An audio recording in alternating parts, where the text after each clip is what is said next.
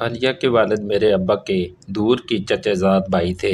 ہمارا روز کا ملنا جلنا تو نہیں تھا، مگر کسی شادی بیاہ یا عید پر سامنا ہوتا تو سلام دعا ہو جاتی تھی۔ عالیہ نے جب انٹرمیڈیٹ کے بعد ایجوکیشن ڈپلومہ مکمل کر لیا تو اسے ملازمت کی تلاش ہوئی۔ میرے بھائی آصف ان دنوں نوئے قصبے ریاض نگر سے کو جا کے ایک دیہی اسکول میں استاد لگے ہوئے تھے۔ عالیہ کے والد نے میرے ابا جان سے کہا کہ آصف سے کہیں کہ اگر کسی لڑکیوں کے اسکول میں ٹیچر کی خالی جگہ ہو تو عالیہ کے لیے کوشش کریں۔ آصف بھائی نے جب ضلعی ایجوکیشن آفس سے معلومات لیں تو کلرک نے بتایا کہ ایک اسامی خالی ہے۔ جو ٹیچر وہاں تھیں ان کی شادی کے بعد وہ لاہور منتقل ہو گئیں۔ خالی سیٹ پر عالیہ کے لیے کوشش کی جا سکتی ہے۔ بھائی نے ابا جان کو بتایا اور انہوں نے ایک دوست کے ذریعے سیاسی سفارش سے وہ سیٹ عالیہ کو دلوا دی۔ جس اسکول میں عالیہ کی تقرری ہوئی وہ شہر سے پرے ایک دور دراز گاؤں میں واقع تھا۔ راستہ کچا اور بہت دشوار تھا۔ وہاں کسی سواری کا جانا ممکن نہیں تھا کیونکہ کھیتوں کے بیچ کی پگڈنڈیاں بہت ناہموار تھیں۔ ایک ہی حال تھا، یا تو کوئی روزانہ شہر سے سائیکل پر اسے چھوڑے یا پھر اسی گاؤں میں اس کے قیام کا انتظام ہو جائے۔ آصف بھائی جو اب شہر کے لڑکوں کے اسکول میں استاد لگ چکے تھے، انہوں نے مسافت کی تھکن سے بچنے کے لیے شہر میں ہی کرائے کے گھر لے کر رہائش اختیار کر لی تھی۔ اب مسئلہ عالیہ کا تھا۔ اس کے والد نے بھائی سے درخواست کی کہ وہ عالیہ کی رہائش کا بندوبست کر دیں کیونکہ روزانہ شہر سے آنا جانا ان کی بیٹی کے لیے ممکن نہیں تھا۔ آصف بھائی نے علاقے کے نمبردار سے بات کی۔ غرض اسکول میں عملے کے لیے 2 کوارٹر بنے تھے جو خالی پڑے تھے، ان میں سے ایک عالیہ کی رہائش کے لیے مختص کر دیا گیا۔ اسکول کی خادمہ نے اس کے ساتھ رہنا شروع کر دیا تاکہ عالیہ اکیلے نہ رہے۔ یوں عالیہ کو ملازمت کے ساتھ رہائش کی بھی اچھی سہولت مل گئی۔ عالیہ جب پہلی بار اسکول آئی تو اپنے والد کا رقعہ بھی لائی جو انہوں نے آصف بھائی کے نام لکھا تھا۔ اس میں تحریر تھا کہ میری بیٹی کی یہ پہلی نوکری ہے، اسے پڑھانے کا کوئی تجربہ نہیں، آپ اس کی مدد اور خیال رکھیے گا۔ بھائی کو خط ملا تو وہ عالیہ کے کوارٹر کی طرف چلے گئے۔ دروازے پر دستک دی، اسکول کی چپڑاسن آئی تو انہوں نے بتایا میرا نام آصف ہے، عالیہ بیٹی ہمارے عزیز کی بیٹی ہے، ان کے والد کی ہدایت پر آیا ہوں تاکہ معلوم کروں کہ عالیہ کو کوئی تکلیف تو نہیں، اگر کسی بھی سلسلے میں میری ضرورت ہو تو میں حاضر ہوں۔ چپڑاسن نے جا کر عالیہ کو بتایا۔ وہ دروازے پر آئی اور بولی آئیے ماسٹر صاحب اندر آ جائیں۔ کوارٹر کے برآمدے میں 2 کرسیاں اور ایک چھوٹی میز رکھی تھی۔ عالیہ نے آصف بھائی کو بیٹھنے کو کہا۔ خادمہ اندر کچن میں شربت بنانے چلی گئی۔ تبھی عالیہ بولی ماسٹر صاحب مجھے پڑھانے کا بالکل تجربہ نہیں ہے، آپ سے بچیوں کو تعلیم دینے کا متعلق ضروری ہدایت لینا چاہتی ہوں۔ آصف بھائی نے اسے بنیادی باتیں سمجھائیں اور حاضری رجسٹر پر دستخط کرنے کا طریقہ بھی بتایا۔ اس دن بھائی نے اسے پہلی بار غور سے دیکھا تھا۔ عالیہ بہت زیادہ خوبصورت تو نہیں تھی مگر اس کی ادائیں دلکش تھیں اور بے تکلفی سے ہنسنے کا انداز بھی بھلا تھا۔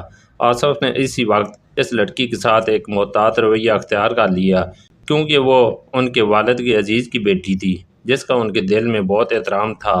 عالیہ اب اکثر بھائی کو بلا بھیجتی، گھر کے اندر عزت سے بٹھاتی اور جب بھی کسی مشورے یا مدد کی ضرورت ہوتی تو آصف سے کہتی۔ بھائی سے اکثر حاضری رجسٹر چیک کرواتی اور اس دوران وہ باتوں باتوں میں ادھر ادھر کی باتیں بھی کرتی جاتی۔ آصف نے اس کے ساتھ وہی رویہ رکھا جو ایک استاد کا اپنے شاگرد کے ساتھ ہوتا ہے۔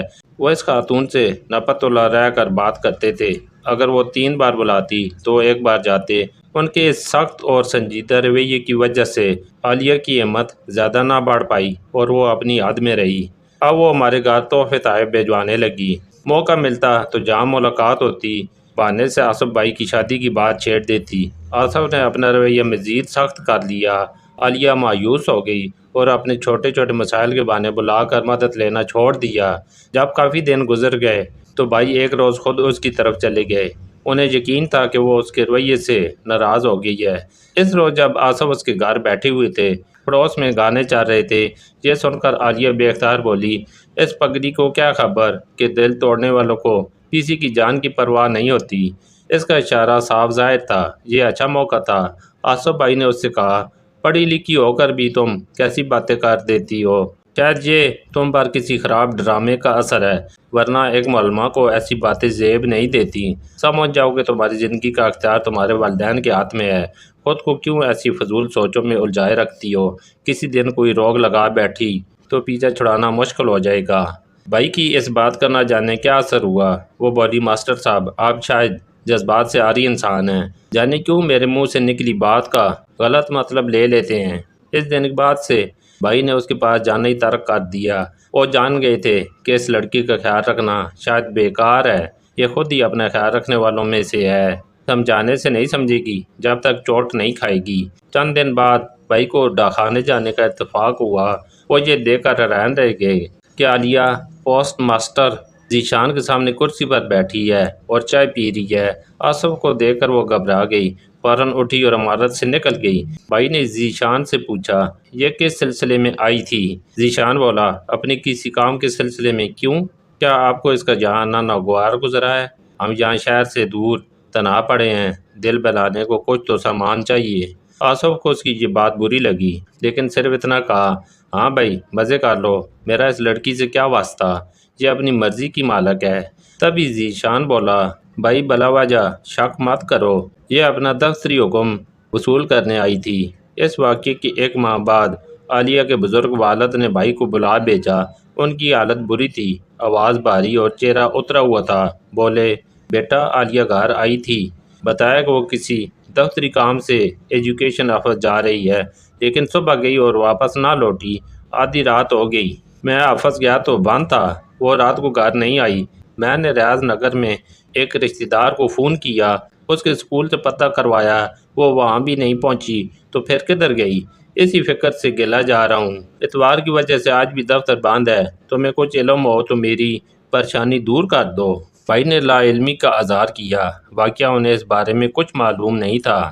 دوسرے روز شام کو عالیہ کے والد نے بھائی کو فون کیا کہ عالیہ اپنی ایڈمنسٹریس کے ہمراہ ملتان چلی گئی تھی اور اب واپس آ گئی ہے۔ ہمیں دال میں کچھ کالا لگا، تاہم بھائی نے انہیں تسلی دی کہ پریشان نہ ہوں، محکمے کا کوئی کام ہوگا۔ بوڑھے میاں نے جواب دیا، ارے بیٹا، لڑکی کے والدین کو تو پریشانی ہوتی ہے، ہزاروں اندیشے ڈراتے ہیں، زمانہ خراب ہے، سکول سے باہر دفتر کا کوئی کام ہو تو آپ کو اسے مطلع کرنا چاہیے۔ بھائی نے کہا، بزرگوار، آپ بالکل ٹھیک کہتے ہیں۔ آصف بھائی نے سوچا کہ پتہ کروں اس بات میں کہاں تک سچائی ہے۔ انہوں نے سکول سے معلومات حاصل کی اور پھر ایجوکیشن آفس سے بھی پتہ کیا، تو معلوم ہوا کہ وہ نہ دفتر گئی تھی اور نہ ہی کسی کے ساتھ ملتان گئی تھی۔ اب ان کا شک یقین میں بدلنے لگا کہ وہ کسی غلط راہ پر چل نکلی ہے۔ میرے کہنے پر بھائی نے عالیہ سے ملاقات کی۔ انہوں نے کہا کہ تم نے گھر والوں سے جھوٹ کیوں بولا؟ سچ سچ بتا دو، ورنہ میں تمہارے والد صاحب کو خبردار کر دوں گا کہ تم جھوٹ بول کر سکول سے غائب رہتی ہو۔ عالیہ نے جواب دیا، میں میڈم کے ساتھ دفتری کام سے ملتان ہی گئی تھی۔ اس نے اپنے جھوٹ کو دوبارہ دہرایا۔ آصف بھائی بولے، میں تمہاری میڈم سے معلوم کر چکا ہوں، اب مزید جھوٹ بولنے کی ضرورت نہیں ہے۔ اب تم مجھ سے بھی ہمدردی کی امید نہ رکھنا، تمہاری میڈم تو اس روز ایجوکیشن آفس میں تھیں۔ یہ سن کر عالیہ پھوٹ پھوٹ کر رونے لگی، کیونکہ اس کا جھوٹ پکڑا گیا تھا۔ ماسٹر آصف، آپ واقعی شریف آدمی ہیں، میں نے آپ کی باتوں پر عمل نہ کر کے بہت برا کیا۔ دراصل میں غلط سوچوں کا شکار ہو گئی تھی۔ مجھے لگتا تھا کہ والدین میری شادی کے معاملے میں سنجیدہ نہیں ہیں۔ سوچتی تھی کہ کب تک نوکری میں عمر ضائع کرتی رہوں گی، کچھ اپنی مدد آپ کرنا چاہیے تاکہ صحیح عمر میں گھر بس جائے۔ انہی سوچوں میں پریشان ہو کر میں نے ایک ایسا قدم اٹھا لیا جس کا نقصان بھی اٹھایا ہے۔ رسوائی اور پچھتاوا تو اب میرا پیچھا کر رہے ہیں، آپ ہی مجھ کو ان لوگوں سے بچا سکتے ہیں۔ اس نے رونا بند کیا اور سارا قصہ سنایا۔ اس روز میں ذیشان پوسٹ ماسٹر کے پاس بیٹھی تھی، آپ نے دیکھا ہی ہوگا۔ ذیشان نے مجھے پے آرڈر وصول کرنے کے لیے بلایا تھا۔ چاہیے تو یہ تھا کہ آپ کو اس بارے میں بتاتی، مگر آپ کو خبر کرنے کی بجائے خود چلی گئی، کیونکہ ذیشان کا دوست تنویر مجھ سے بات کرنا چاہتا تھا۔ میں نے سوچا ذیشان سے کہوں گی کہ وہ اسے سمجھا دے۔ جب میں وہاں گئی تو ذیشان نے کہا، میں آپ کو گھر بھی بھیج سکتا ہوں، لیکن تنویر آپ سے ضروری بات کرنا چاہتا ہے۔ اس نے بڑی محنت کی تھی کہ میں آپ کو جہاں بلا لوں، اب آپ کی مرضی، اس سے بات کریں یا نہ کریں۔ میں برابر والے کمرے میں گئی، وہاں تنویر بیٹھا ہوا تھا۔ فوراً سمجھ گئی کہ وہ کیوں بلا رہا تھا۔ مجھے دیکھ کر اس نے ہاتھ جوڑ دیے اور کہنے لگا، خدا کا لیے خفا مت ہونا، آپ مجھے بہت اچھی لگتی ہیں، میں آپ سے شادی کرنا چاہتا ہوں، اس لیے میں نے اپنے ایک جان پہچان والے کو آپ کے والد کے پاس بھیجا تھا، مگر انہوں نے کہا کہ آپ کی منگنی بچپن میں ہی ہو چکی ہے، کیا یہ سچ ہے؟ میں نے کہا، میری منگنی ابھی تک کسی سے نہیں ہوئی، شاید ابا جان کو آپ کا رشتہ منظور نہیں، تبھی ایسا کہہ دیا ہوگا۔ تنویر بولا، میں نے پوسٹ آفس کی نوکری چھوڑ دی ہے کیونکہ اچھی رقم جمع کر لی ہے، اگر تم میرا ساتھ دو تو میں ملتان میں ایک اچھا سا جنرل سٹور کھول لوں گا، یوں ہماری زندگی اچھی گزر جائے گی۔ یہاں تھوڑی سی تنخواہ میں رکھ ہی کیا ہے، انسان اپنے بزنس ہی ترقی کر سکتا ہے۔ اس کی باتوں کو میں نے برا نہیں مانا کیونکہ بطور جیون ساتھی مجھے بھی کسی اچھے انسان کی تلاش تھی۔ تنویر شکل سے بھی اچھا تھا، میں نے اس سے اقرار کر لیا اور پھر خط و کتابت شروع ہو گئی۔ ہم گاؤں سے باہر قریبی شہر میں ملنے لگے۔ ایک دن اس نے مجھ سے کہا، آپ ایجوکیشن آفس سے جانے کا بہانہ کر کے میرے ساتھ چلیں، ہم ملتان چلے جائیں گے۔ میں اس کی باتوں میں آ گئی اور وہ مجھے ملتان اپنے ایک دوست کے گھر لے گیا۔ کہنے لگا، یہ اچھا موقع ہے، آج یہاں رہو، کل صبح ہم عدالت میں جا کر نکاح کر لیں گے، بعد میں تمہارے گھر والوں کو راضی کر لوں گا۔ میں اس کی باتوں میں آ گئی۔ وہ رات میں نے اس کے دوست کے مکان میں گزاری، گھبرائی ہوئی تھی، نیند نہیں آ رہی تھی، جبکہ تنویر اپنے دوست کے ساتھ برابر والے کمرے میں بیٹھا باتیں کر رہا تھا۔ جب کافی دیر تک تنویر اس کمرے میں نہیں آیا جہاں میں تھی تو میں نے دروازے پر کان لگائے۔ تنویر کا دوست اسے رقم دے رہا تھا جبکہ وہ کہہ رہا تھا، میں نے تمہاری لیے جان جوکھم میں ڈال کر یہ کھیل کھیلا ہے اور تم مجھے اتنی کم رقم دے رہے ہو۔ حالانکہ عالیہ کنواری ہے، اگر میں چاہتا تو اس کی پاک بازی کی طرف ہاتھ بڑھا سکتا تھا، مگر میں نے ایسا نہیں کیا کیونکہ تم میرے دوست ہو اور میں تمہاری خواہش پر اس کو یہاں لے آیا ہوں۔ مگر جو رقم تم اس کام کے بدلے میں مجھے دے رہے ہو وہ تو میری محنت کا عشر اشیر بھی نہیں ہے۔ جانتے ہو اس وقت مجھ کو لڑکی کے ورثہ اور پولیس دونوں سے کتنا خطرہ ہے؟ میں اس کو اتنے کم داموں میں تمہارے حوالے ہرگز نہیں کروں گا۔ مجھے اتنی رقم تو دو کہ ملتان سے بھی آگے کہیں نکل جاؤں، ورنہ میں پھنس گیا تو جان بھر بن جائے گی۔ آخر تم کتنی رقم چاہتے ہو؟ کم از کم 10 لاکھ۔ 10 لاکھ؟ یہ تو بہت زیادہ ہے، جبکہ عالیہ خوبصورت بھی نہیں ہے۔ تم نے تو کہا تھا کہ یہ مثل حور ہے، لیکن ایسی گئی گزری بھی نہیں ہے، کوئی شکل ہے، اور جو رقم تم دے رہے ہو اتنی رقم میں تو ایک کالی بدصورت دیہاتی لڑکی بھی نہیں ملتی۔ 10 کی تو یہ آگے نہیں بکے گی، بس 4 لاکھ ہی کافی ہیں۔ ان کی یہ باتیں سن کر میرے تو ہوش اڑ گئے۔ تنویر نے میرے ساتھ کتنا بڑا دھوکہ کیا تھا، دھوکہ نہیں بلکہ ظلم کہنا بہتر ہوگا۔ سوچا مکان کے صحن میں جو سیڑھی پڑی ہے اس پر چڑھ جاؤں اور باہر کو کود لوں، مگر وہ لوہے کی بھاری سیڑھی مجھ سے کہاں اٹھتی، جبکہ آواز ہونے سے یہ لوگ مجھے پکڑ لیتے۔ ناچار کمرے میں پڑی چارپائی پر لیٹ گئی اور اندر سے کنڈی لگا لی۔ اب نیند کہاں آنی تھی، تمام رات جہاں سے بھاگنے کی تدبیریں سوچتی رہی۔ کوئی دیر گزری کہ تنویر نے دروازہ بجایا، لیکن میں نے نہ کھولا۔ اس کے دوست نے کہا، رہنے دو، زیادہ شور ہوا تو پڑوسی چونک جائیں گے، شاید سو گئی ہے، سونے دو اور آج کی رات عافیت سے گزرنے دو، صبح یہاں سے نکل جائیں گے۔ میں کہاں سو رہی تھی، دم سادے پڑی تھی، آدھی رات سے زیادہ بیت چکی تھی۔ جیسے ہی صبح ہوئی میں نے در کھولا، یہ دونوں ناشتے کا بندوبست کرنے چلے گئے تھے۔ میں نے موقع غنیمت جانا، صحن میں نکلی سیڑھی بھاری تھی اور وہ بیرونی دروازے کو باہر سے مقفل کر کے گئے تھے۔ میں نے دیوار کے پاس صحن میں اگے درخت کا جائزہ لیا جو زیادہ اونچا نہ ہی تھا، شاخیں نیچے کو جھول رہی تھیں۔ تھوڑی سی تک دو کے بعد درخت پر چڑھنے میں کامیاب ہو گئی۔ باہر جھانکا، صبح کا وقت تھا اور گلی میں کوئی بھی نہیں تھا۔ اللہ کا نام لے کر چھلانگ لگا دی۔ خوش قسمتی سے نیچے مٹی کا ڈھیر تھا، اس پر جا کر گری، چوٹ آئی تو مگر زیادہ نہیں۔ اس وقت دل پر خوف چھایا ہوا تھا، درد بھی محسوس نہیں ہو رہا تھا۔ ادھر ادھر دیکھا، اجنبی جگہ، راستہ بھی معلوم نہیں کدھر جاؤں۔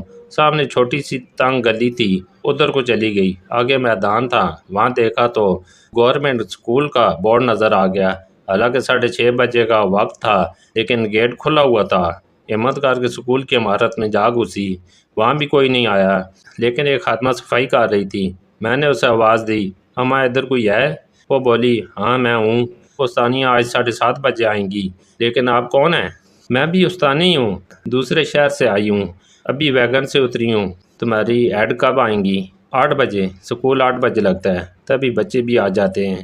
آپ اندر انتظار کر لیں، میں آپ کے لیے چائے بنا کر لاتی ہوں۔ میں تمہاری ایڈ سے ملنا چاہتی ہوں۔ ان کا گھر کتنی دور ہے؟ یہاں سے دور نہیں ہے، برابر والی گلی میں ہے۔ مجھے ان کے پاس لے چلو۔ ٹھیک ہے، لے چلتی ہوں۔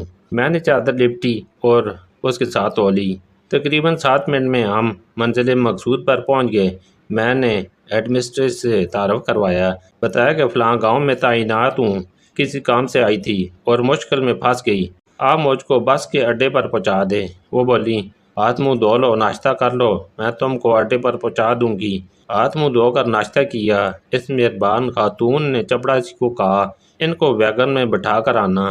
جب ہم اڈے پر آئے، ویگن تیار تھی، میرے بیٹھتی روانہ ہو گئی۔ خدا کا شکر کہ سلامت آ گئی۔ ماسٹر آصف، آپ سچ کہتے ہیں، آج کل کسی پر اعتبار کرنا حماقت ہے۔ زیادہ تر مرد عورت سے زیادہ اس کی عزت مٹی میں ملانے کے طالب ہوتے ہیں۔ میری قسمت اچھی تھی کہ اللہ نے میری ماں باپ کی لاج سلامت رکھی۔ آپ ایک شریف آدمی ہیں۔ کاش میں آپ کی نصیحت کا احترام کر لیتی تو یہ دن نہ دیکھنا پڑتا۔ عالیہ کی روداد بھائی کی زبانی سن کر امی اور میں دنگ رہ گئے۔ سچ ہے، تنویر جیسے مرد ہی مرد ذات کو عورت کی نظر سے گرا دیتے ہیں۔ بہرحال عالیہ نے بھی کچھ کام بے وقوفی سے کام نہیں لیا تھا۔ حالات نے اس کو ایسا سبق دیا کہ عمر بھر نہ بھلایا ہوگا۔ امی نے بھی عالیہ کو سمجھایا تھا، شادی کا ایک وقت مقرر ہے، شادیاں اس طرح سے نہیں ہوتی جیسے تم کرنے چلی تھی۔ اگر ہو بھی جائیں تو ان میں سے اکثر کا انجام اچھا نہیں ہوتا۔ اپنے والدین پر بھروسہ رکھو، وہ یقیناً کسی اچھے رشتے کے انتظار میں ہوں گے۔ عالیہ کے لیے اس کے والدین کو ایک اچھا رشتہ مل گیا۔ وہ بھی آخر اپنے گھر چلی گئی۔ ہم نے شکر کیا کہ یہ بات نہیں کھلی، ورنہ اس کی رسوائی ہو جاتی۔ اگر یہ بات اس کے شوہر کے کانوں تک پہنچ جاتی تو عالیہ کی زندگی برباد ہو جاتی۔